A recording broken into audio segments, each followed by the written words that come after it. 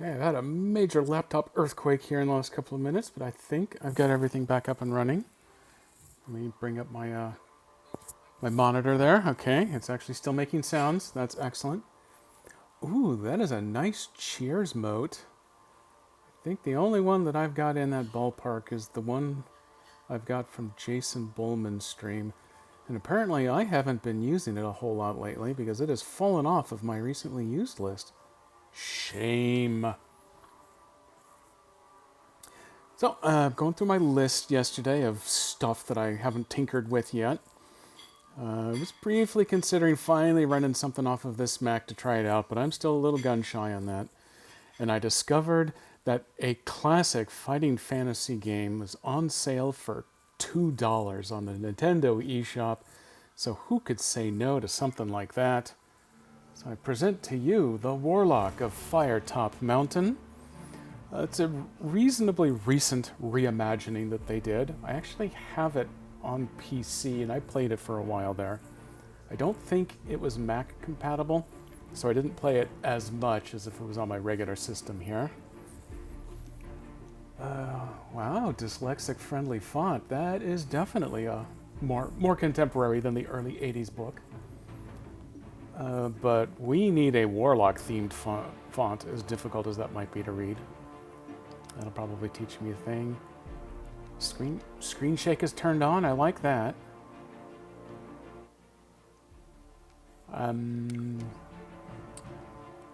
Unlock souls. Oh man, if KDP, if you have a code for souls, you let me know. I'm typing it in there. Wow, I get to pick font size. They got everything in this game. Fonts, font sizes, souls, achievements even. Oh man, I'll never play anything else. Okay, that's probably a lie. I can't pick a gauntlet yet, so let's go for the story. Interesting. Right thumbstick scrolls the whole page. Greetings, player. Welcome to the world of Titan, in particular the most notorious of all lands, Alancia. I am Oriana, the Keeper of Souls, your guide and your game master of sorts. Many adventurers have entered Firetop Mountain over the last 30 or so years. Voracious readers have wandered the many passages, battling the monsters within and negotiating the many traps, only then to take on the might of Zagor the Warlock. I probably played this off and on for a good month when I got it, probably for $5, I'm going to guess, on PC. I don't know that I ever actually made it to Zagor. What do they call it on the iPad? I think it's just Warlock, Steve Jackson's Warlock. I played that one a lot more. Stamina, skill, luck, many paths, much fate, many happenings. They're all dead. You could probably find some of their stuff as you go, though. I appear to be the next brave soul. To do this, you'll need to choose a hero to take into the mountain. Don't get too comfortable with your choice, however, as the ways are treacherous, and it is doubtful that you will survive. Yep, that's the joy of any game that came out in the 80s. You're going to die a lot, frequently, and not in the fun Soulsborne kind of way either. Select my hero. Oh, yeah, that's right. I get to pick little miniatures. This one has kind of a Geordie LaForge look with the radiator grill on his face. What do we have? Do I know anything about them? No, all I know is their figures. Well, let's go with this guy. Okay, at least I can spin him here. Oh, I can scroll that. Born in Fang many moons ago, Aaron is seen as a hero to the locals there. His approach is simple and direct. It's got my name written all over it. Hey, Nico! You may have missed this earlier, but if you have a code redeemable for souls, let me know, because there is a place in this game where I can type that in. Should they manage to sneak a blow in under my onslaught, it will likely brush off my impressive physique as if it were a scratch. Sounds to me like I am guaranteed to win. I can do fun attacks in these little patterns. What is that bottom one? 3? Apparently it's been long enough. I don't remember what all of that is about. Doesn't matter. We're doing it anyway. I think I hit both buttons at the same time. Okay, I figured out what to do. I have chose Aaron Godspeed, a wise choice for your first game. I bet it says that to all the choices. Before entering the mountain, I want you to visit the one-armed swordsmaster of Anvil, Lin Wenzai. He will teach you the basics of combat, which you need to know if your heroes to survive Zagor's domain. Good, that's going to tell me what all of those templates were about. During my adventures, I will encounter many different foes. Ooh, I can scroll that. Magical and monstrous, brigand and beast. There will be an assortment of creatures lurking within Firetop Mountain, eager to bring my adventure to a premature end, so that I will have to start over and make most of the same choices all over again. Let us learn to walk before we run. Lynn wants me to find some quintains, so let's do it. I've always hated quintains. Let me murder them.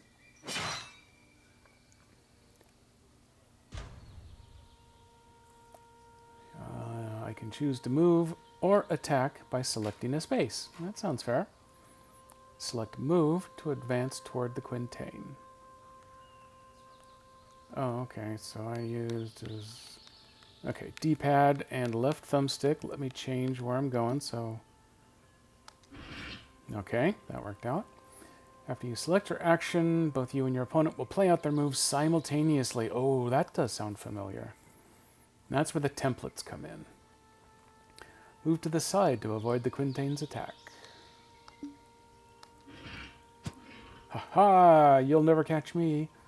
Sometimes it is better to attack where the enemy is likely to move instead of where they currently are. That's fair.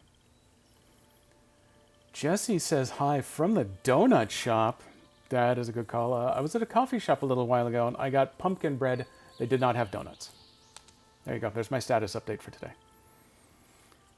Attack the space over here. Apparently I only get the one template choice. That's fine. Whack. If both you and a foe try to attack each other at the same time, you will clash. It is then a test of who has the greatest skill, with the loser taking damage. Attack and clash. Better not be setting me up to lose here. I don't know about a 2. Oh, you roll. Your enemies will move and attack in somewhat predictable patterns. Interesting. Pay attention to when they shake to indicate that they'll be attacking next round. Oh, they have a tell, huh? Use your movement and attacks to defeat the quintain. Well, I gotta assume he's got a plan to attack. Oh, hey, the oranges. I see those are lit up because I've got templates that allow me to attack diagonal. I'm going to move over here. Ooh, he moved too. Clever. I'm thinking he's going to move back toward me. Yes, he did. Ah, stupid thing.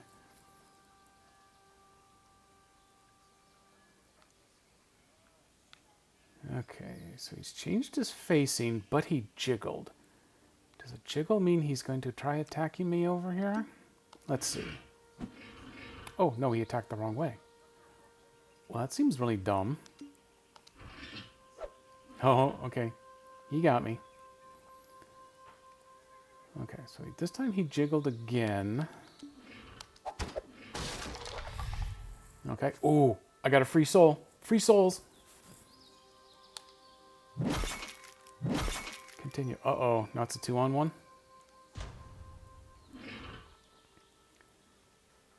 Oh, in addition to basic, I have special attacks.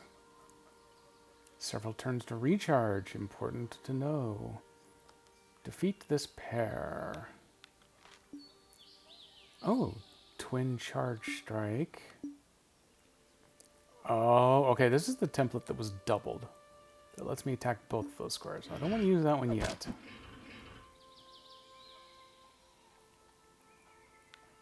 Now I think I want to use that one. Oops. Oh. Well, that was unexpected. Move down here. Chop, chop.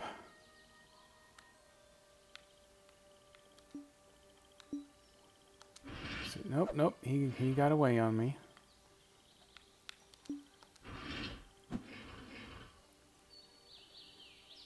Oh boy, that one was planning an attack.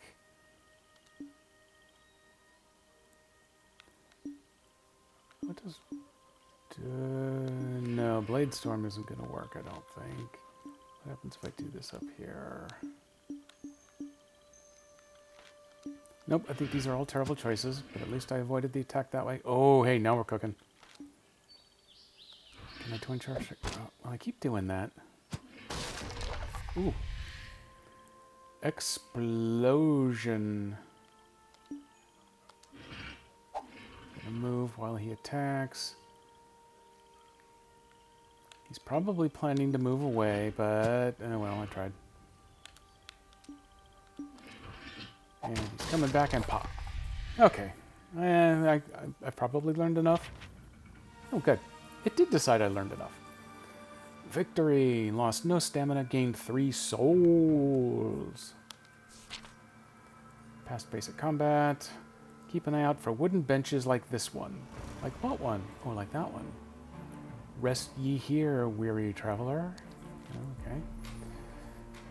Okay, so that's where I do some healing. If I die, I die, and the game is over. I have to start over.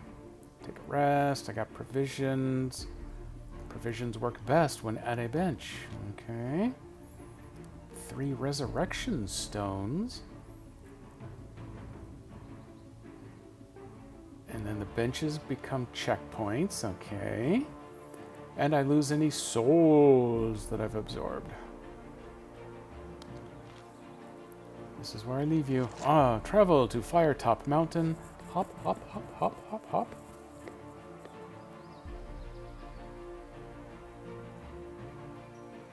I bravely hop into battle.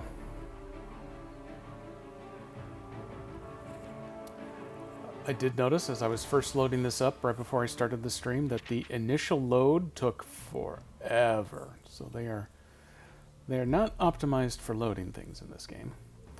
After my 2-day hike from Anvil, I reached the base of the infamous Firetop Mountain.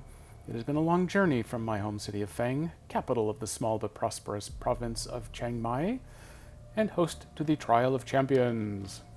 It's probably book number 2. I dream of winning the trial, a grueling challenge to the death. Its reward, a purse of $10,001 million. However, I must train my body and mind. I don't have time for this event. I've got to go mess up the Warlock. I've heard tales of a beast similar to one allegedly found in the Trial of Champions that resides in the mountain. A man of immense strength who has the head of a bull. A minotaur? Slaying him would make for excellent training. Villagers also whisper timidly about the fearsome Warlock of Firetop Mountain. You know, the eponymous Warlock. A cruel Warlock whose fortune is built on the slaughter of innocent citizens. You feel duty-bound that if you happen to cross him, you'll try to kill him. Or whatever, I guess. Since you're training anyway. You approach a cave, a known entrance used by a local band of orcs. Your hand grips the hilt of your sword as you consider what challenges may lie ahead. Your adventure starts here. So Nico, how are them donuts doing? Did you bring enough for the class to share? What is it? Oh, hey, I just get a pretty picture. I get some art from the original book. So that's a cave. I have one choice. It's to peer into the gloom. You see dark, slimy walls with pools of water on the stone floor in front of you. The air is cold and dank. Hearing faint scurrying to the east, you light your lantern. This place seems perfect for my training. It's cold, wet, and smells of orc. Enjoy a good orc hunt. Step warily into the blackness. You stand in dark, slimy cave entrance. Oh, hey, I have access to little doohickeys up here. So I got $2, 3 resurrection stones. I cannot use them because I am not currently dead. 2 short swords and 5 provisions. Nope, it won't let me select anything. That's fine. And then I got a lantern, backpack, and a rope. My quest currently is to track down a minotaur in preparation for the trial in the different book. I got stamina, skill, and luck. And these are my standard attack patterns. Oh, okay. That explains the Blade Storm. I actually do get 3 of those. The Twin Strikes are only the diagonals in front. Got it, got it, got it. So what do I have? I have a map. Well, okay, it's kind of what I was already on, but that's fine. And then there's my code to redeem souls. Okay, step into black. If I get rid of the B... No, okay, B actually makes me go back. So how do I get to... There we go. Approach the fork ahead. Drop, drop, drop, drop, drop. After a few yards, you arrive at a junction. Well, I see a Gamorrean guard in the next room. Probably an orc. So we're going to go check him out. He's probably friendly, I bet. A little way along the passageway, you come to what is clearly a sentry post. Oh, that's right. There's the sleeping guy up front. And if I hadn't picked the guy that's all about just flat-out murder, I could probably have been sneaky. You approach with caution and can see an orc in leather armor asleep at his post. Man, I wish I had some leather armor. I think this Zagor needs to employ more vigilant guards. This is almost too easy. Ha ha ha ha ha ha ha. Carefully approach him. Try to tiptoe past or wake him up and fight him. Why can't I sneak up and fight him without honor? Nothing in here said I was honorable. Let's see. My skill, which I think applies to basically anything you want to try to do, is 9. So I probably could tiptoe past him, but I've gone with a straight-up fighter dude, so let's just go for messing with the guy. There's an angry snort from the orc as he awakes. He grumpily gets up with a start, draws his weapon, and snarls at you, ready to fight. You just stand there and wait while he prepares himself. Dum dum dum! Bring on the battle! What does that X button do up top, though? Does it try to make me run away, or does it show me a thing? Oh, it changes my view perspective. Okay, well, that's interesting. We are going to open... We are going flat out attack. We're going to try to hit him hard. Oh! He's a cheater. He's got a range 2 weapon. Okay, let's just change things.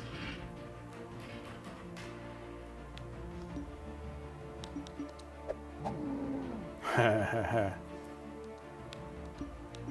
what? I can do this all day. Boom, just like that. Orc freak. Okay, he didn't jiggle like he was going to attack. Bam!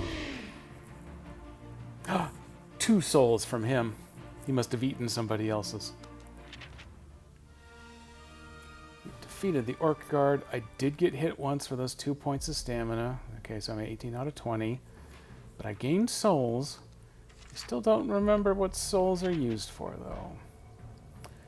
The passageway begins to widen until you enter a cave. However, blocking the cave's exit are 2 of the ugliest creatures you have ever seen. They have the proportions of dogs, but their hide is rough and scaly. Each beast is chained to the cave walls, secured to their thick brass collars. The 2 orc hounds, kind of like goblin dogs, I'm guessing, begin to snarl and strain at their chains. They cannot reach you, but their chains are long enough that should you approach, you will not be able to escape their slavering jaws. Killing these unfortunate creatures while chained to the wall would not be good sport. Well, this coming from the guy that insisted on waking up the orc before killing him. Going to have to deal with them quickly, one way or another, before they attract the attention of an orc patrol, or worse. Distract them with food. I don't know if I want to give away my provisions. Yeah, this is an all-or-nothing run, so we're going for what must be done.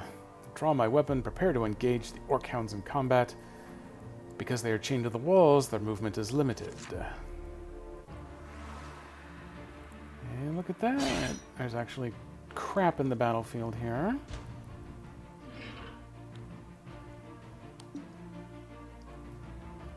gonna wait for the excitement of just how far they can move.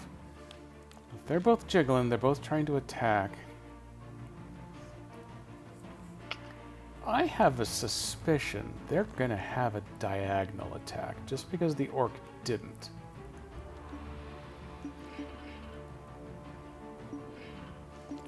That's not lighting up both of them. I'm gonna give this... No, look at that. They both only attacked straight forward.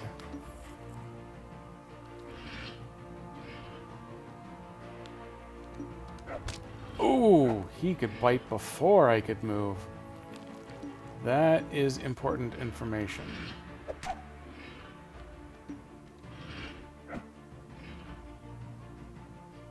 That one is about to retreat.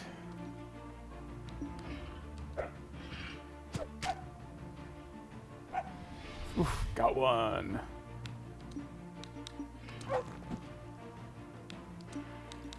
I can do this all day. Victory.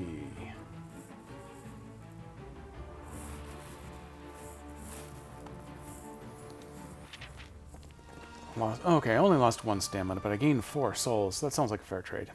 I've defeated the orc hounds. Up the stairs I go. Hey, that's one of those benches they were talking about. Leaving the cave as quickly as you can, you follow the new passageway as it turns north. Look at that. Rest ye here. Set against the wall is a wooden bench where you may rest. Player, I would strongly advise sitting on this bench. Pull my finger. If you do not, errant Godspeed will not be able to resurrect at this location if they perish. Okay, so I can ignore it. I can sit and rest and probably heal a little, maybe? Or rest and heal a lot. I'm not going to waste a provision. I figure I got to be at least down 5 before I do that. Sit down and rest for a moment. Your aching muscles ease and your tiredness wanes. It is good to take a break on your adventure. Ooh, look at that. Plus 5 stamina for free. I bet the provisions probably fully heal you, or at least give you a plus 10. Okay, so I have experimented and I have learned without wasting a provision.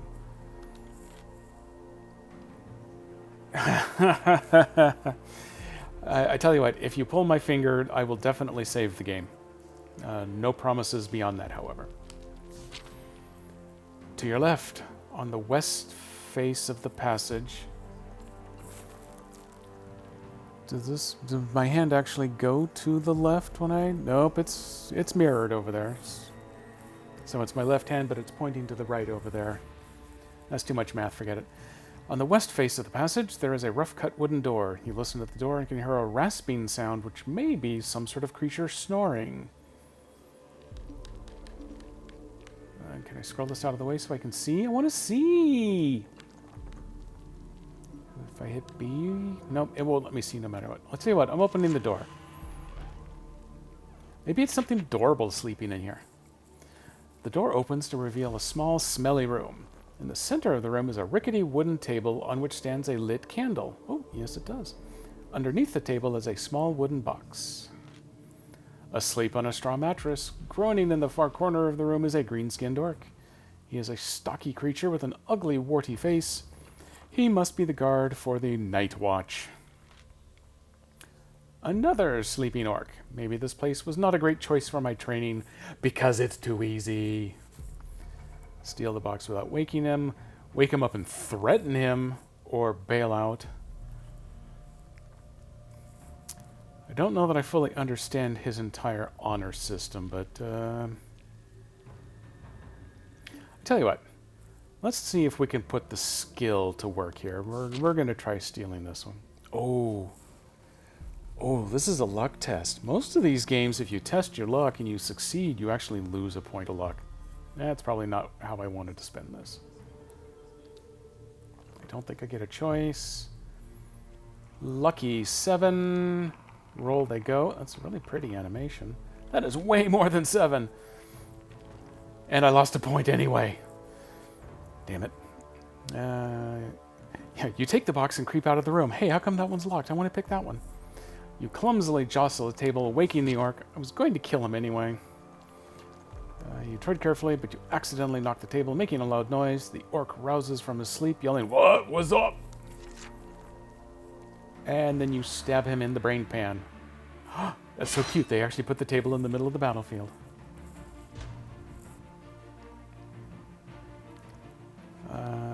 Nope, I can't move onto the table.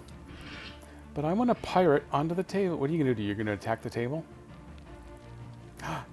He has a range 2 attack. I bet he's going to attack me over the table, like a jerk. Nope, I take it back. He was just attacking the table. So if I move, and he moves, if he has a range 2, then I am stuck. I'm going to get hit almost no matter what. Ooh, this is problematic. Well, I guess we're gonna test this out. No, he only has a range 1. Okay, this is good to know. I'm blade storming him. Bam!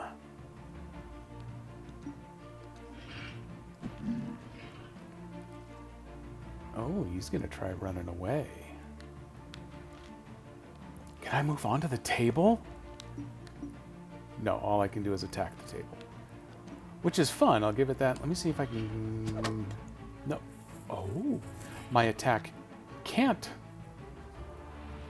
hit before he moves, but apparently I can destroy the table. Which is probably rude of me, but, oh well, what are you going to do? I can attack diagonal? Oh, man! I wish I'd known that earlier. No stamina lost. 2 souls. Defeated the orc. We're on a roll now. With the box in hand, you leave the room and open the box in the passage. Inside, you find $4 and a small mouse, which must have been the creature's pet. My pet now. Plus 4 gold. Plus 1 mouse. Nope. You release the mouse, which scurries off down the passageway. Yeah, okay.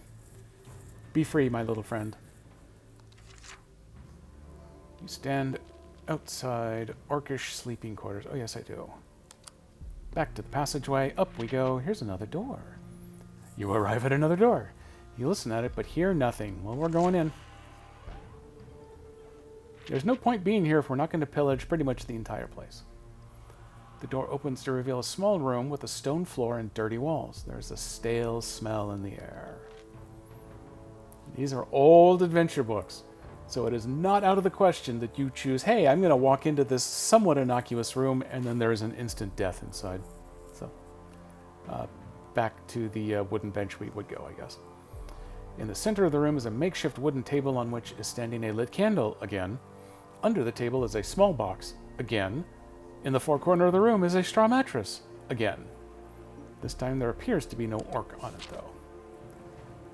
Strange runes adorn the box, which is rather light. As you pick it up, something rattles within. Yep. Instant venom? Ooh, peanut brittle! I have an achievement. Discover an old orcish trick. Yeah, okay, orcs.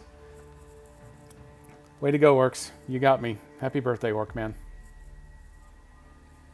Okay, note to self. Let's go find another animation to throw on here. Even though you are surprised, you managed to dodge them. Oh, that's a nice change. Fight the snakes. I don't like that it's plural. Oh, crap. There they are.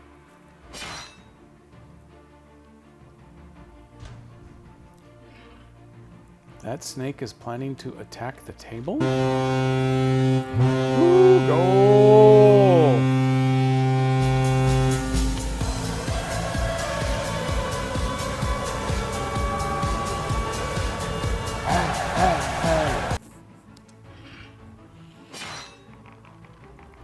Oh, was he attacking me too? Which one am I? I'm apparently the one that won. Well, that was good for me. Oh boy, I wasn't watching. Did he jiggle on the attack?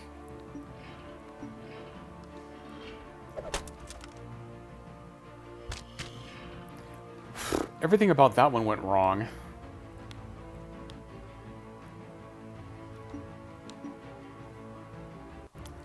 See if they... Nope, I was hoping that one... Oh, oh, man. Oh, this is going very, very badly. Oops. Screw you, snake.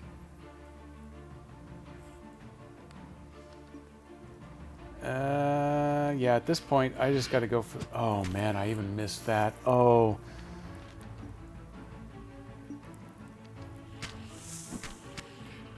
Oh, man, I am getting pummeled.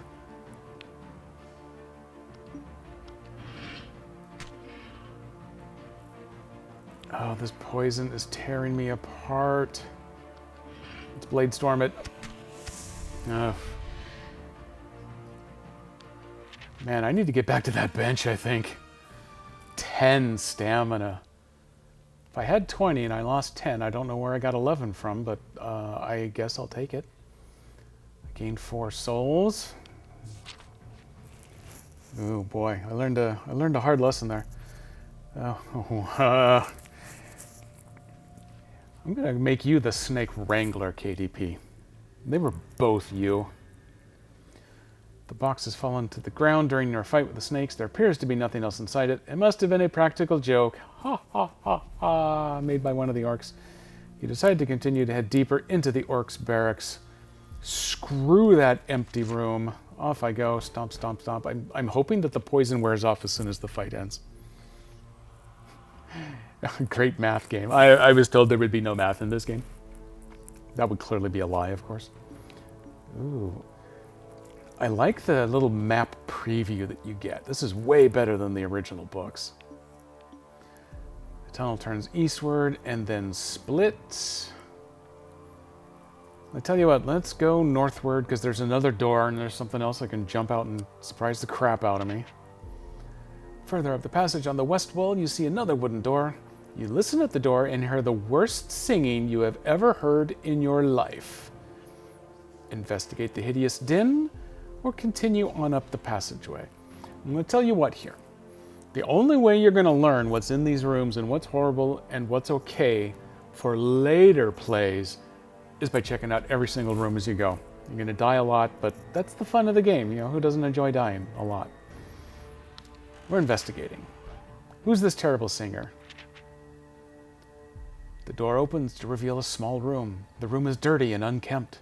A straw mattress, again, lies in one corner, and in the far corner a flight of steps leads out of the chamber. So this is the sort of thing I've been running into with a bunch of the Pathfinder Fantasy Grounds adventures I've been running lately.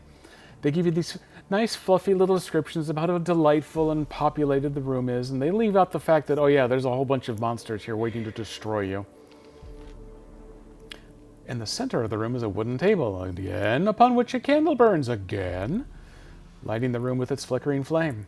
A small box rests under the table. Oh man, I'm going to open it again too. You know I'm going to. Seated around the table are 2 small orcs with warty skin, dressed in leather armor. Hey, there they are. Oh, that looks like an orcish master with a grog master, a singing grog master. They're drinking some sort of grog, I got that right at least, and by the way they stagger to the feet on your arrival, you assume they are very drunk. Okay, that covers the singing. Pull out your weapon and leaps forward, knock their drinks off the table, that's rude. Speak to them, or slam the door quickly and run up the passage. We're trying to get in on this action. Cozy up to the bar here. You say, "Greetings!" For even orcs deserve basic courtesy. The orcs stagger towards you, burbling incoherently. One swings his mace wildly, posing no threat to your safety. The other seems more friendly, perhaps offering you a swig of his drink, or maybe just waving his mug around in the air. Oh, hey, I can cosplay this. There we go. My orcish monkey mug. Ooh, hey, this has cooled off a little bit. Aggressively lukewarm coffee, yum. Either way, they both fall at your feet and pass out in a drunken stupor. Hey, easy success. That should have been worth an achievement. Looking around, you decide to take the box from underneath the table. Some letters that you cannot read are inscribed on a brass nameplate on its lid. Reading is for losers. Show me the snake. The box contains a small leather-bound book. You open the pages and try to read, but you cannot read the printed words. Lukewarm coffee, my favorite. I am not above the lukewarm coffee, as demonstrated by the fact that I was drinking it. Iced coffee is a work of the devil, unless it's so sugared that it's not really coffee anymore. Then it's a mocha. Actually, I guess mocha would require chocolate, wouldn't it? Then it's a frappuccino. Okay, leave the room. But there's stairs. Oh, okay. Okay, look at this. I get a choice. 2 ways to leave the room, back the way I came, or I can take the flight of stairs in the corner of the room. You know I love stairs.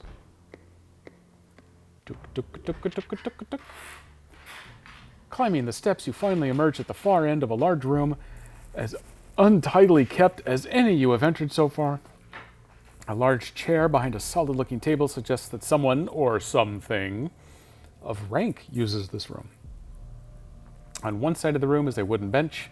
What? No table with a lit candle and a box under it? To your right, in the far wall of the room, is a large door that clearly leads onwards into the mountain.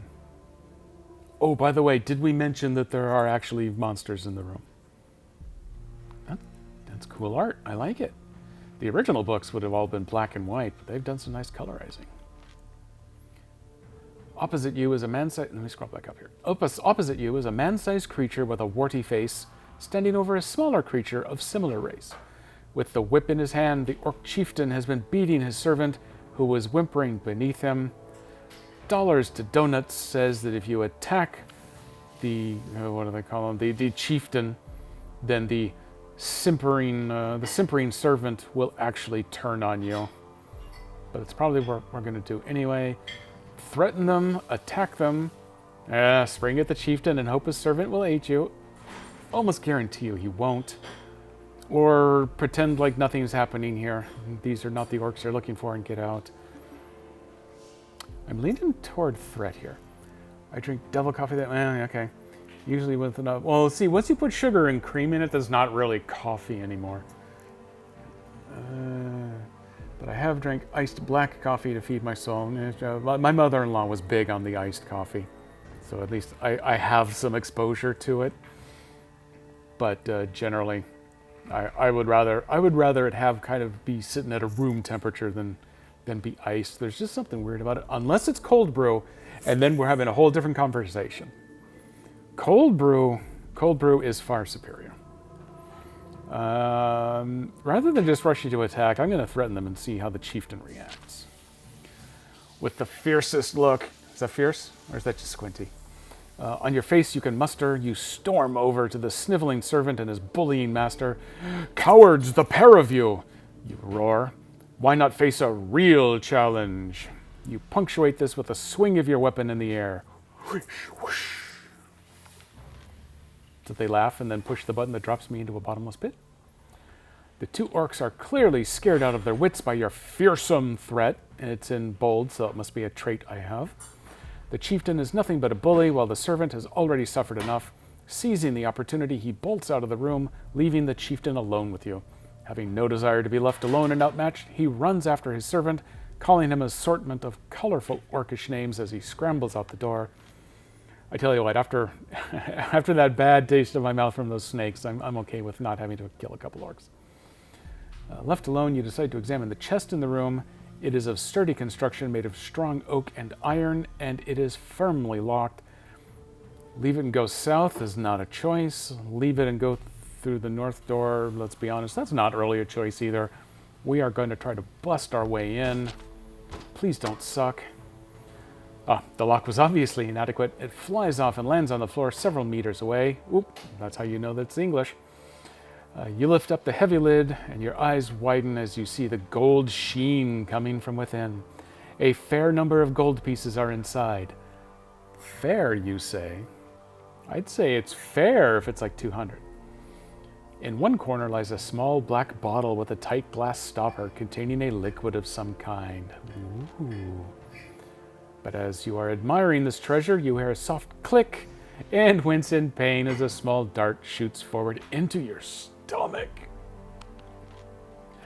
-3. Ouch. I need a bench.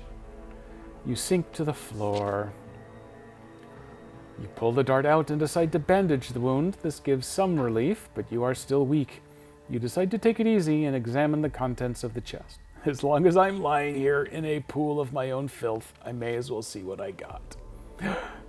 There's a stash of gold pieces and a full bottle with a paper stuck to it. On the paper are strange inky marks which you cannot read. If only I'd learned how to read. We usually keep stock cold brew in the house. Nice. I sometimes add creamer to it, though, to cover some of the bitter taste. Creamer is fully justified. It's when you go super sweet, although a little bit of the sweet cream, it's not really very sweet, but sweet-ish. I'm fully on board with that. Honestly, how is it really different than just taking a cup of coffee and throwing a bunch of ice cubes in it and then some sugar milk later? It's technically probably not, but... 25 gold pieces. Okay, compared to 4 earlier, 25 is fair. Will you take the bottle? You bet I will. You take the strange bottle. It might come in handy during your adventure. Might help you, might kill you, whatever. I can't add sugar to cold drinks because it won't mix. Well, not with that attitude, it won't. They just happen to have a bench here in this room? Sit on the bench and rest. Okay, we're going to see how much provisions do for me here. You sit down on the bench and take out a portion of provisions from your pack. Your moment of rest combined with your healthy provisions make you feel much better. Okay, so the bench gives you 5. The provisions give you 5 more. I am back up to 18 out of 20. We'll take that. I cannot go south for whatever, or maybe south is where I actually came from. So off through the north door I go. Doop. You arrive at a junction in the passage. The path continues eastward, and there are stairs leading to the south. Now the south, will it let me move? Ah! Does B, no B, does this give me, oh, okay, hey, look at me, I figured out how to get to the map.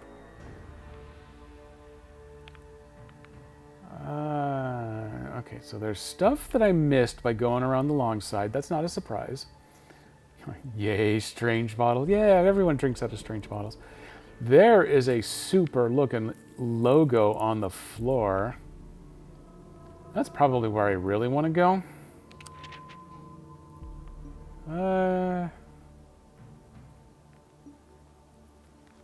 This is my opportunity here.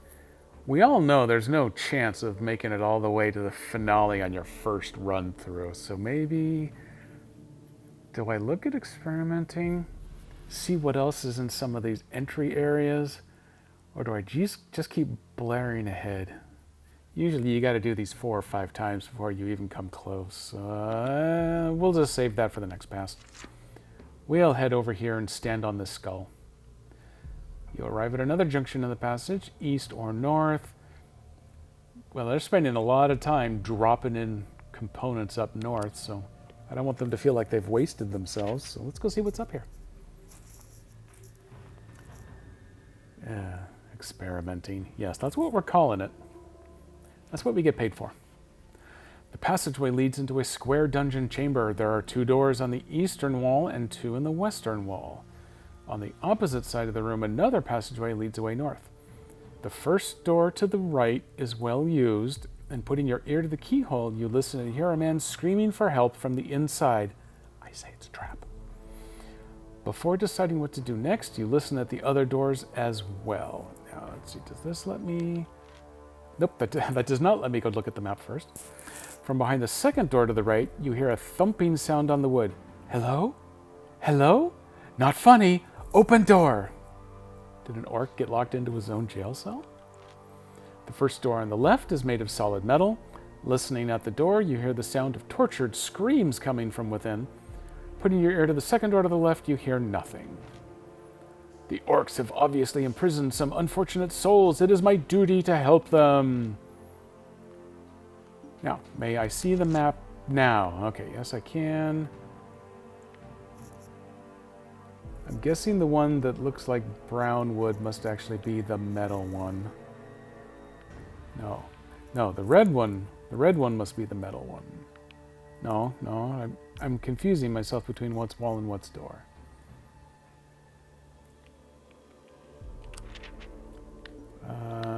Okay, let me scroll back up here. I'm sorry, could you say that middle thing again? The first door to the right is well used, and there's someone screaming for help. The second one is a stupid orc that got himself trapped. First one on the left is being tortured. The second one on the left is nothing. So let's go with the first door on the left. We're going for the metal one. We're going for hero status. But damn.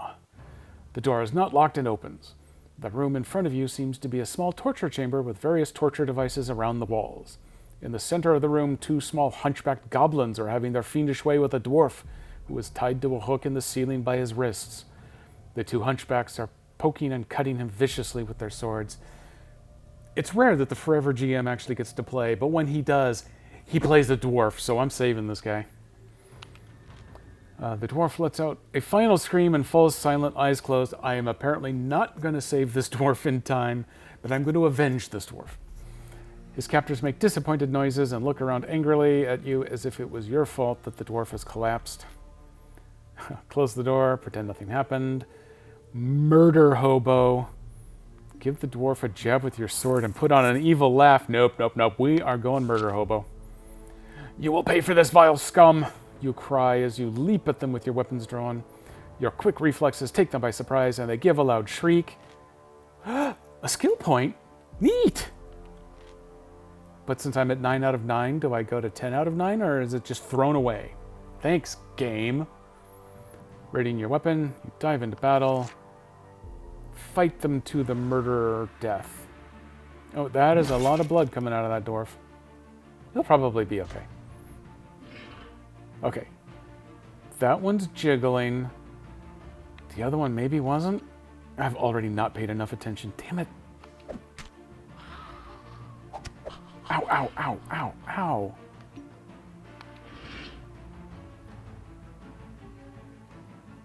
Okay, didn't... Oh no, the dwarf is actively bleeding. Oh, I'm so sorry, Mr. Dwarf. What happens if I Blade Storm? I'm gonna Blade Storm. Oh, and I missed everybody. Oh no. Okay, this time he's jiggling. So we're attacking him, right? Nope, oh, we clashed. I won the clash and I murderized him. Yes! So can I just attack up that way? Yes, I can. Kapop. It looks like he wants to move this way. No. Oh, he got me. He's going to attack in that square, so I'm going to move up. Oh, he totally tricked me. Totally tricked me.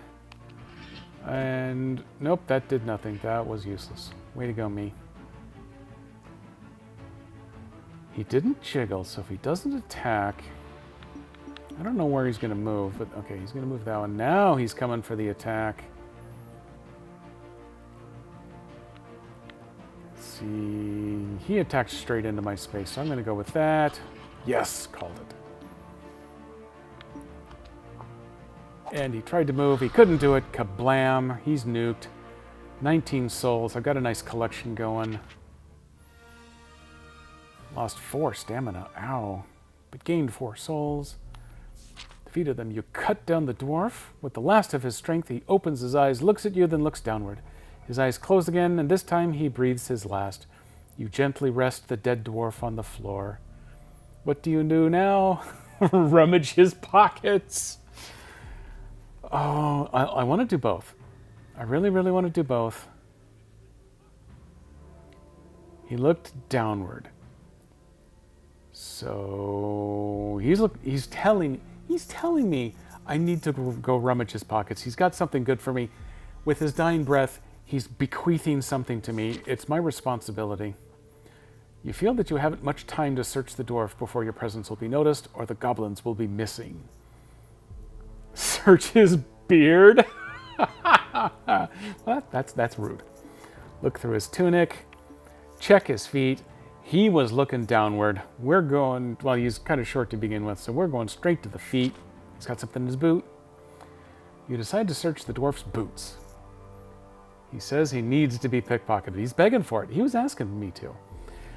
So you search his boots. There appears to be nothing inside them, but one of them seems to be rattling. You take a closer look and inspect the heel, and you find that it comes off. Out comes a small, smooth stone. You bet I'm taking it. Does it have words on it that I can't read? Who cares? Doesn't matter. Can't read them anyway. Take it. As you pick up the stone, you notice that there is a dwarven rune carved onto it. You have a feeling that this will be useful and pocket it. You decide to leave the torture chamber before you are discovered. So where do I go? The only other place it's possible to go, and they could have been staring at me anyway. Open the first door on the right, containing the Screaming Man. I'm going to take a pause right here, calling timeout. I want to give them full credit for, instead of showing me first on the left, first on the right, second on the, it's actually telling me what I heard in them the first time, so I don't have to scroll way back up to find what it was. So, Screaming Man, the thumping, or the quiet door.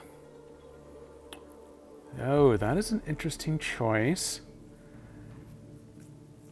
I almost feel like the Screaming Man and the thumping are both going to be tricks / traps. Yeah, leave the torture chamber before I get tortured. That's apparently the thought process I had. Leave the torture chamber before I start torturing myself. I'm going to go with the one that I am saying is the orc that managed to get himself locked in his own jail. He will probably attack me, we'll probably have a fight, and I'm going to learn that he's got a new tactic that's going to cause me great pain, but there will also be comedy value in such a thing, so we're going that route.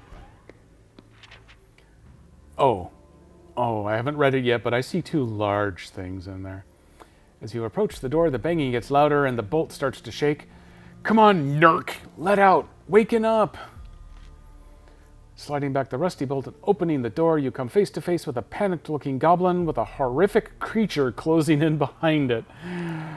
Oh, someone help me. No, fight the monsters, plural. Ugh.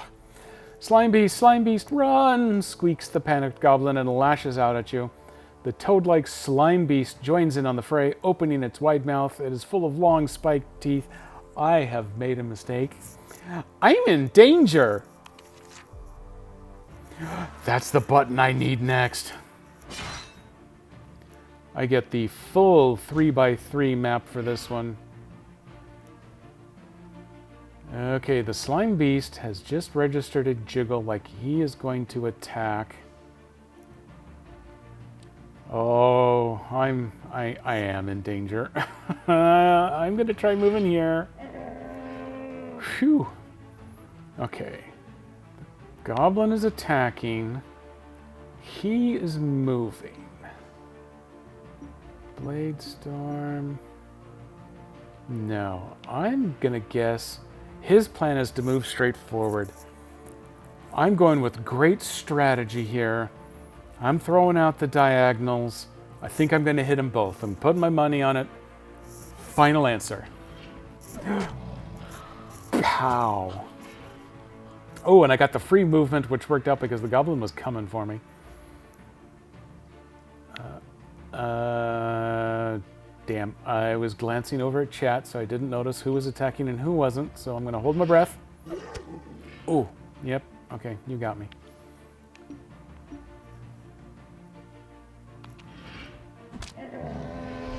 Okay, that was enough to get him. He's attacking. He can attack on a diagonal, so I'm jumping over here. Boom. Oh, nope, you fooled me. Nope, you fooled me. Okay, this time you're attacking, so I'm going to step over here. Oh, you got me. How'd you know, man? How'd you know? This way if he moves... Oh. This way if he moves either, I'll be able to get him. Yeah, predicted him that time. I still took a lot of damage though, didn't I? I'm at 50-50. I'll still take it. Lost 4 stamina, gained 4 souls, defeated the monsters. Whew. Initially, it looks as though there is nothing of value in the slime beast cell. However, upon a second glance, you notice a blue candle sitting in the muck. Muck candle, take it. Although it is an odd place for a candle, you decide to take it with you. It may come in handy in one of the darker areas of the mountain. You put it in your backpack. Okay, hop, hop, hop. Screaming Man or the Quiet Room? Well, you know what? Screw it. We're here. Let's see what's in all of these. Let's go for the empty room first. The door is unlocked. Opening it, you find yourself at the threshold of the Orc's weapons store. A torch hangs from one wall, lighting up a small armory room stocked with swords, shields, helmets, daggers, breastplates, and the like. That is a gorgeous picture. I'm digging this. I'm excited to be part of this room. A circular iron shield with a golden crescent lies at the far end of the room. Oh, right there. Center focus. However, as you do not use the shield, it is worthless to you. I'm thinking of one of these fingers. Well, let's search it. I'm here. You poke around the room. The weapons are blunted and worthless, and the helmets are battered and rusty. You decide to inspect the breastplates on the shelves to see if there's anything worthwhile here. Behind one of the breastplates is a shiny key. It seems quite important. You decide to take it. Zagor's key. Well, I got screwed out of a shield, but it feels like the key belonging to the guy that the adventure is named after is probably going to work in my favor. Leave the room. And okay, let's go to the actual trap room. You unbolt the door and swing it open. A nauseating stench hits your nostrils. Nope, that's a real prisoner. Inside the room, the floor is covered with bones, rotting vegetation, and slime. A wild-haired old man, clothed in rags, rushes at you, screaming. Oh, he looks unfortunate.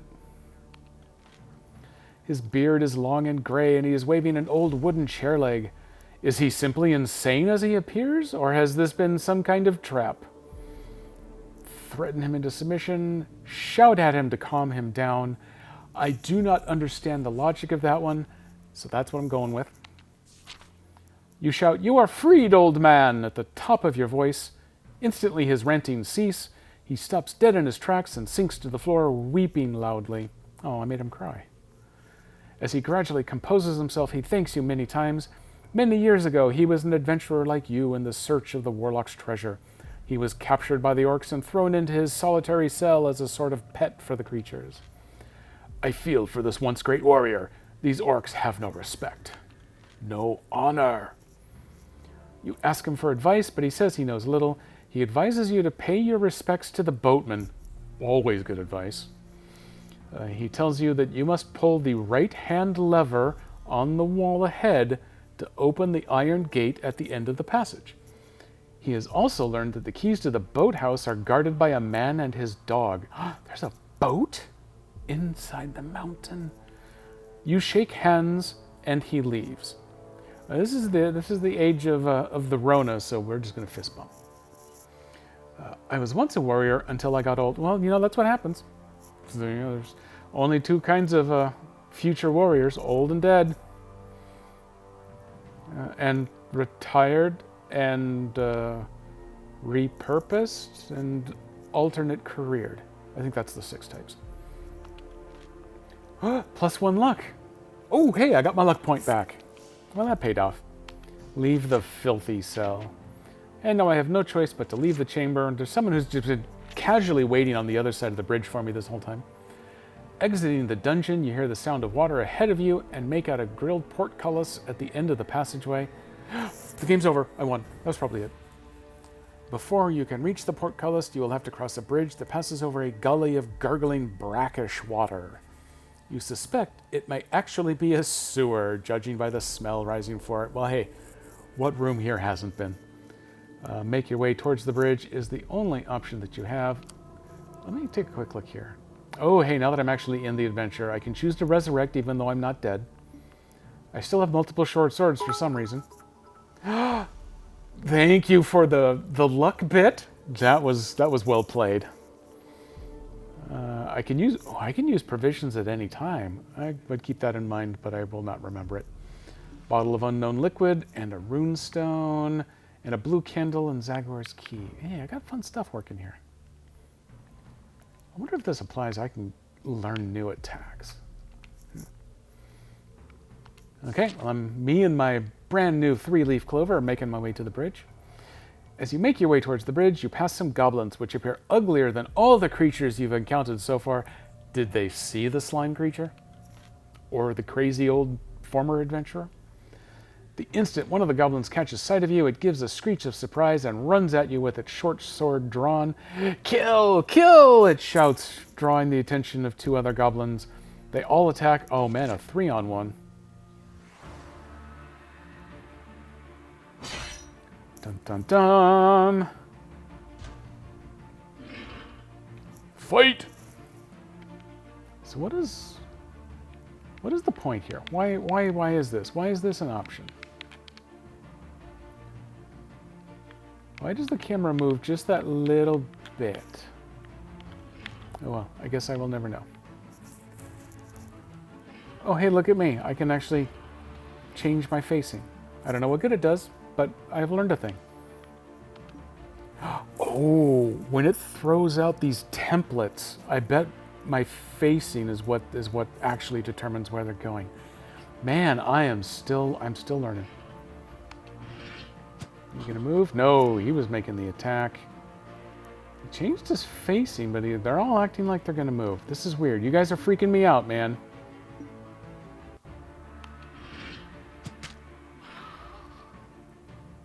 Okay, well, I have 2 attacking.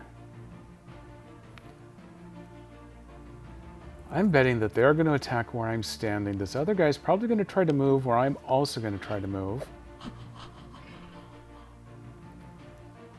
Now he's attacking. They're all moving. Oh, I don't like being here. Oh, crap. Okay, you got me, dude. I think they're all moving.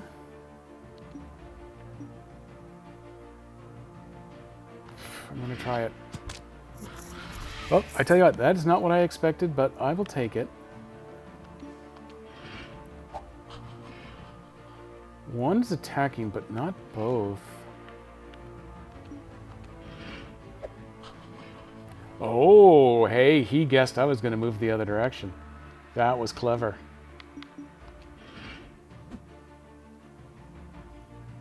Okay, he's attacking. I'm going this way. He's thinking about an attack. Nope, he moved first.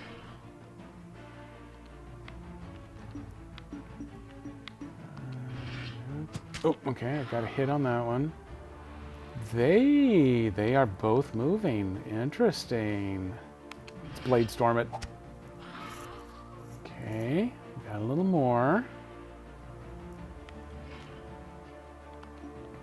We're going to go with the duel here, just in case he's trying to attack. No, he actually was, whether he knew it, attacking his own buddy.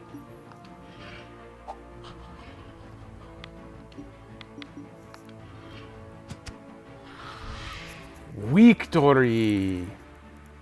Was it flawless? I've already forgotten. Nope, I got hit once. Well, that's right, there were 3 of them. So 6 souls. Wahahaha. What the hell do I do with souls?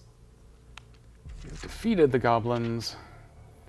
You arrive at the end of the passage. An iron portcullis blocks your way, and no amount of charging is going to budge it. Yep. Oh, hey, okay, there's the levers. On the wall to your right are 2 levers, and it seems likely that these levers have something to do with raising the portcullis. Old crazy man told me to pull the right one. It would have been nice if they'd like made a little parenthetical on the end there telling me, hey, this is the one the old man told you to pull. Instead, I actually have to remember a thing for myself, and you know that's hard for me, so. But this time I did it because it wasn't too far away. We got the little loading icon. It's not spinning. That frightens me a little bit. The music is still playing, but it's not. I hope it's supposed to spin. There's a little hiccup there. Okay, there was the spin. Whew. You hear a deep rumbling noise and the ground begins to shudder. Slowly and noisily, the portcullis rises into the ceiling, and behind me there it looks like we had that long delay because it was loading a new level. Okay. Loading the initial game took it a long time, so this is probably not a surprise. Remember what? What? Remember what? It looks as though I have now left the orc barracks, the first level. I think I've probably killed around 15 enemies. Around, maybe. Totally not counted. Without hesitation, you walk towards the junction, listening carefully. However, you hear nothing down either corridor. This is the point where I come over here to the map thing, and I say, what do I have over here? It's being really weird about moving. I love the little red eyes in the dark back there. I wonder if it's just coolly thematic, or if, well, no, if I don't move the camera, more of them come up. But I wonder if it means there's actually anything out there. There's a, oh man, check out all this stuff. A terrified young man runs into you. Wait, what?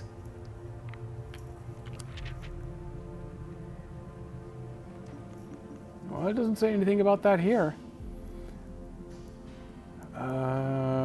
Which way, which math are we going with? I think I want to go east is the way this is set up, because that's where the big room is.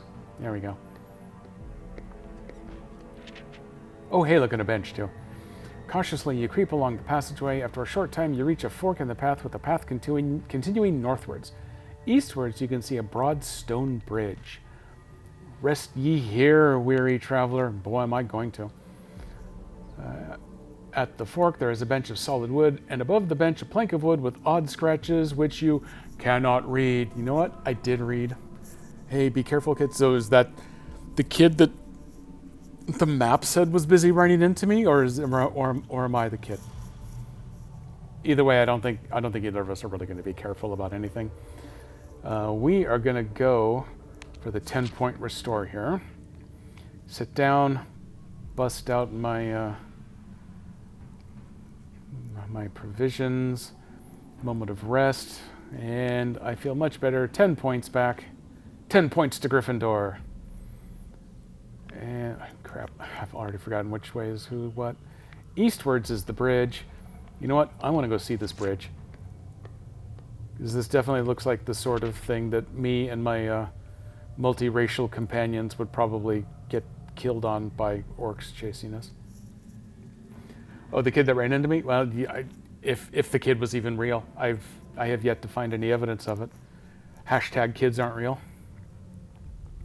You follow the path to the east. Soon enough, you arrive at a broad but cracked stone bridge which leads over a yawning subterranean chasm. On the other side of the bridge, you can see an archway carved to resemble a huge dwarven head. Well, I love dwarves. Let's go. With no other options, you start to cross the bridge. No sooner have you taken a few steps than the floor begins to crumble. You break into a run to avoid the crumbling floor. Test that skill. So 9 or below on 2d6. Don't screw me, don't screw me. Big money, no whammies. I hit A, why aren't you rolling? You are pretty with the blue glow. Oh, okay, there we go. I had to hit it 3 times. 4, that's a good one. You tumble into the darkness below. That was probably going to be a bad choice. I'm glad I didn't do that. Let's see, 4 under 9, I escape. Apparently, I'm already loading the next level. Boom, level 2, down just like that. Yay, kids aren't real. Damn right they aren't. You sigh with relief. You can hear the masonry crashing down far below into the water. Run, you fools! The sound vibrates around the chamber, and you wonder what creatures you have stirred in the darkness behind. It's dark, and it's behind me. Screw it. Who cares? Probably not a problem. Look over the edge. I can stare into the void? Yep, I'm doing it. You crawl to the edge and peer down into the gloom, your ears just making out the sound of rushing water below. Somewhere far off, deep in the crevasse, you suddenly hear an unearthly wolf-like howl. Firetop Mountain seems full of strange surprises. Get up, continue onwards, pretend like nothing happened. Dump, dump, dump, dump, dump. The carved dwarven head archway looms ahead, and you marvel at its construction. The previous inhabitants of Firetop Mountain were obviously once proud of their home, as shown in this high level of artistry. The features look to have been chiseled into the rock face in a style that could only be of dwarven design. Can I see it yet? No, I cannot. I am forever in awe of the skill that is used to create these kind of features. Enter the dwarven mouth entrance.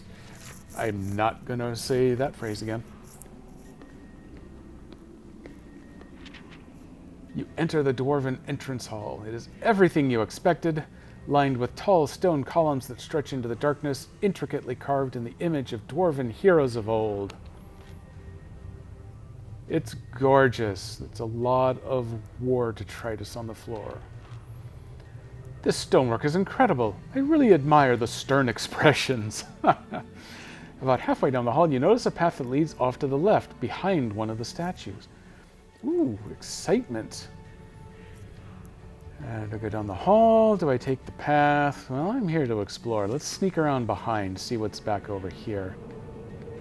Oh, hey, you remember those horrible, scary wolf things that you stirred up earlier?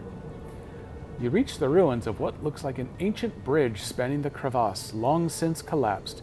You can just make out the other side of it on the far side, but... Right... This is really hard to do. This hand doesn't go this way. There we go, I got it. There's stairs right there. I want those stairs. There is no way you will be able to make it to the other side, so you decide to head back into the dwarven halls. Nothing to see here, folks. Back to the regular path. Apparently only rogues can take stairs. You return back to the dwarven hall. Continue northwards. As you walk through the hall, you notice movement out of the corner of your eye. Something appears to be watching you. Oh, look at me, hand gestures. Just ignore it. I'm sure it's nothing. Probably no problem at all. Screw it. Investigate it. Back we go. Hey, you. Quickly, you chase after it, running past the columns. As you reach the middle of the hall, again, you hear a scampering off to the left, followed by a high-pitched shriek. Investigate it. You step behind one of the giant statues and find some old bones amongst some rocky debris, which look like they have come from a small creature long since dead. It was a ghost! Thank you for the lurk, Nico. We shall continue on in your semi-presence. You can help us telepathically. Let's see. Oh yeah, the long since dead creature. You suspect the sound was probably a rat, as there is a small hole in the wall. You are about to turn around when you find a scrap of parchment, which is useless to me because I cannot read. Ignore a stalker, but don't see... Yeah, I know, exactly. Ooh, okay. My character can't read it, but let's see. That looks like the town of Stormbridge up there at the top. There's a river named River. There's a tributary also named River. There is a dotted river named Footpath. The Darkwood Forest. There's some hills. The Yaztramos Tower. One thing I'm not seeing in here is the Warlock or the Firetop Mountain. Interesting. Are they inviting me to the sequel that, as far as I know, they never made? On it is drawn a picture of a forest. While the interior of the forest is not shown, it does label a village to the north and a tower to the south. You cannot read the words. You doubt this will be useful on this particular adventure, so throw it to one side. I honestly don't know. If I had a character that wasn't illiterate, would there have been something useful, or was this sequel bait? Maybe if I had installed the never-made sequel, then it would have been something? No, I'll never know. Okay, screw this hall. Let's keep going. You reach a junction with 3 different passageways. North, that looks like it's full of rubble. West, that goes past a torch sconce. And east, that I can't seem to see anywhere near as far as the others. Well, let's go see about the rubbled one. This should be short. You discover the entrance to the old dwarven mine. Your hopes of riches and treasure, however, are quickly dashed as you discover that the mine has long since been blocked by a cave-in. Search it anyway. You begin to dig through the rocks and debris on your hands and knees. This would go a lot faster if you had a shovel or a pick, but unfortunately there are no tools nearby. Guess what I missed based on that path that I took back in the original Orcish garrison. You heft away a particularly large piece of rock and fall back in surprise as you are nipped by the grotesque mandible of a rock grub. It just automatically hits me, and then suddenly there are multiples of them. Oh, this is going downhill fast.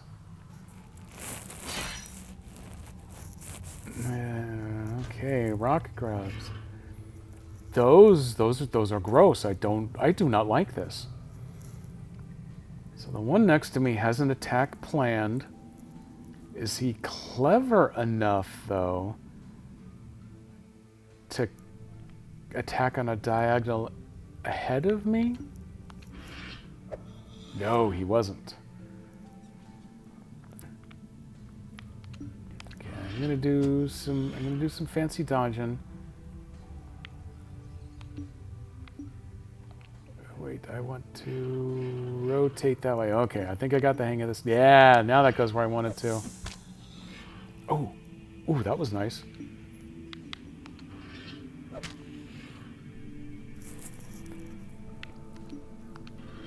Step back, let you attempt the empty. There we go. I would like to avoid taking any extra damage this time around. No stamina. 8 souls. Wow. If only I had the slightest idea what souls were for. You have defeated the rock grubs. Just, is there anything over here that's going to tell me? No. Oh, no. I didn't need to do that. Sound effects, music. I wish. Oh well. You fall back against the cave wall, exhausted from the surprise battle. Having decided that you've had enough of this worthless dead end, you leave the cave in to the creatures of Firetop Mountain. That's only fair.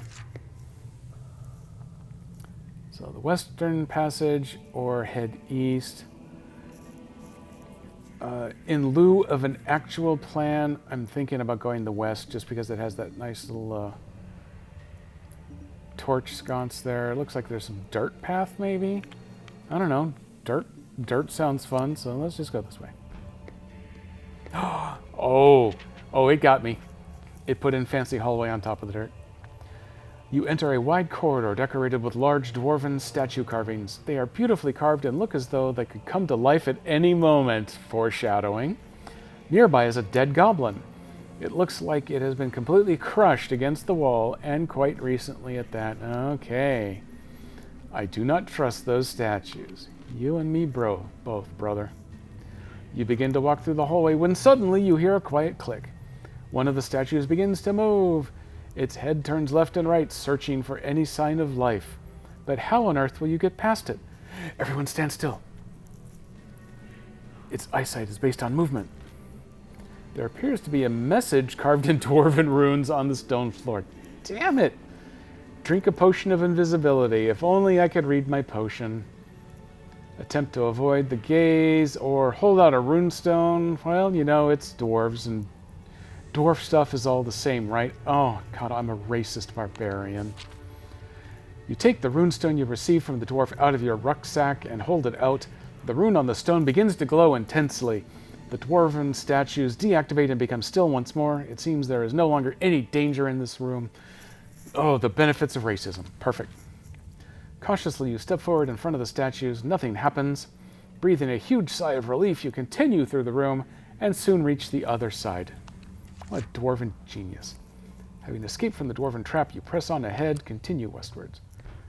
Oh, hey, there's all kinds of pretty stuff on the floor there, too. Oh, and a painting. I missed the painting.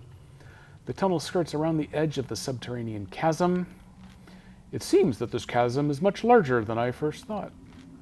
All of a sudden, there is a leathery flapping and an awful shriek. Uh-oh. You only have moments to prepare as a flock of bats swoops in to attack you. That is a flock of 3. Oh, and one of them starts off the map, and it's a bigger map than normal. Now we're up to 3x4. Okay, we're just... Nope, we were kind of hopeful. You monsters are attacking. Oh, boy. Oh, man. Oh, man. If they have a range of 2, I'm boned. Can I just stay put?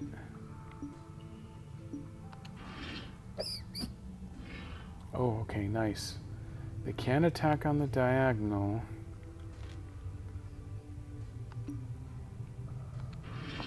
Boom. Oof, I got hit. I got hit. Gonna blade storm. Oh, man, I totally wasted my blade storm. Damn.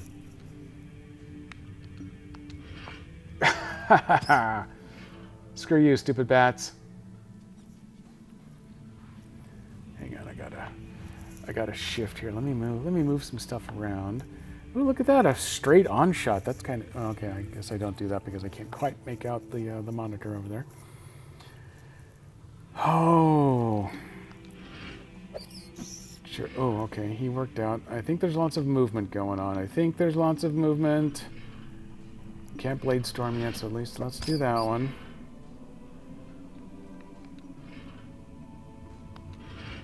Ooh, that gamble paid off. I hit 2 and I got to move.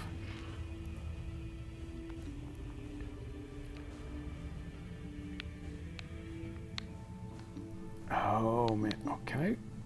Why would it let me do this?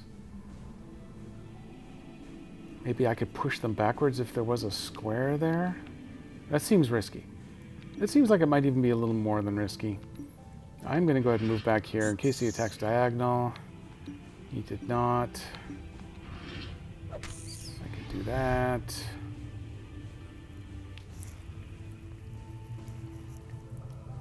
I have this weird premonition. He's got an attack that's forward and sideways.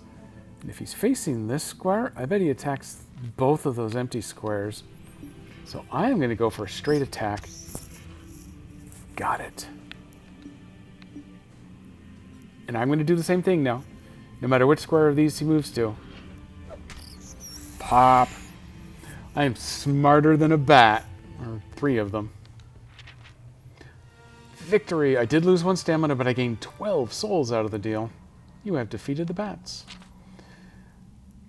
You take care of the last of the shrieking bats, then stumble dangerously. Carefully, you put away your weapon and attempt to steady yourself on the ledge. You regain your balance and carefully continue down the passageway. It was a little faint. I'm okay now. Blood sugar's back up. Northwards, the passageway ends at a solid wooden door. You listen to the door, but can hear nothing. There appears to be no choice but to open the door. So, open the door. You showed me. You enter a large square room. You flash your lantern around the room and catch a quick glimpse of its emptiness. Although there are paintings on the wall, before your lantern suddenly goes out. You try to relight it, but it will not catch. In the blackness, you hear a succession of frightful noises. Howls, screams, cries, and wails are getting louder and louder until they reach the pitch where you must cover your ears. Why would I light... Well, okay, I guess I'd light a blue candle because it's the only sort of fire device that I have. Let's go with it. You grope in your pack and pull out the candle. Immediately, it lights itself on its own accord. Well, that's a good sign, maybe. The howling stops and the room appears bathed in a blue light from the candle. Now, my luck was already maxed up, but I will accept the results there. On the walls, the figures in the paintings are moving. They are mouthing silent screams as if trapped in a 2-dimensional hell. On the wall opposite are 2 doors. Well, that is creepy. Can I take a check? Yeah, I can. Oh, yeah, there's all kinds of paintings and stuff, and there's doors. Lefty, righty, lefty, righty, lefty, righty. Let's see, let me do a little tapping on things here. Gotta make sure, because I believe our good friend Dan Servo's coming up in a few minutes. Let's see. Let me go wide on this one. I'm going to go left-hand door. Oh, a delightful fountain. You enter another small room. Its most prominent feature is a grand fountain with a large fish in its center. From the fish's mouth jets a stream of water. I'm glad it didn't light in my pocket or my backpack or wherever I was apparently carrying this thing. Because if it lights itself whenever it gets dark, wherever I put it, it was probably pretty dark. Oh, another point of luck. Thank you for the luck bit. That's obviously been carrying me through here. Do not forget, you remain my nemesis, however. A wooden board hangs from the fountain. There are a strange set of symbols scrawled on it in charcoal, but you cannot read them. So what do I say to that? There's only one way to know what it is. The water is refreshing. Skill restored. My skill hadn't depleted at all. I'm way too skilly, I guess. As you drink more, you feel a glow spreading through your body as if you were drinking at the fountain of life. Do I get stamina too? Wow. This would have been an awesome fountain if I was down on either of those. The fountains of life for you must be the fountain of death for the evil goblins. North door. Ooh, hey, our good friend Dan Servo has started up, but his gorgeous face is not gracing the screen yet, so we'll see if we can get through one more room here. You enter a derelict feast hall. Skeletons lie seated at benches, while some lie on the floor. The table, chairs, and skeletons are all covered in cobwebs. One of the skeletons is holding a silver chalice, as though proposing a toast. On the table is a silver crucifix, glinting in one of the shafts of life. Okay, taking the chalice from the skeleton, that seems like a really poor life decision. That seems like One-Eyed Willie is going to have it out for you there. The crucifix might be one of those things that comes in handy going forward. So let's see about this. You walk over to the bench and pick up the crucifix, putting it in your pack. Looking back at the tables, you notice the toasting skeleton jitter as it turns its head. Damn it. Surprise! Oh, it's a party! It jitters to life, and the other skeletons come to life as well. The chalice is thrown aside and skitters down a hole as the skeletons swarm towards you. Oh, boy. I told you that would get someone eventually, the lead skeleton cackles at its practical joke. Now let's finish them off. Okay, you know what? You got me, guys. You got me. Oh, 5 of them. Oh, man. Oh, yeah, okay, I guess there's only 4 of them. I tell you what here, do I have an option? You know what, at this point, I am going to turn this into a cliffhanger. I think there is a very strong possibility. I'm going to return to this next week, because this has actually been entertaining for me, and I don't know, KDP, you've been here the whole time, so I guess I've at least had that little bit of success. So I am going to flip back over to here. I am going to throw in that raid command because Dan Servo is up and going. I believe he is kind of stuck. Oh, he has actually moved on from doing the, what is that, 7 Days to Die. I think he's finally convinced Jason Bullman that it's not exactly his favorite to play on stream anymore. So they're going to play some of the newly updated Grounded.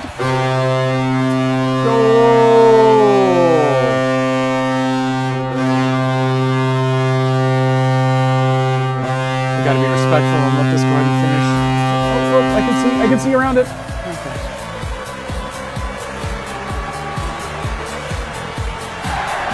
Let me go ahead and get that raid queued up there.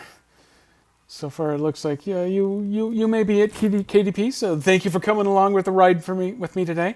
We'll go check out Dan Servo, and I will check everybody else out Wednesday and Saturday. So bye for now.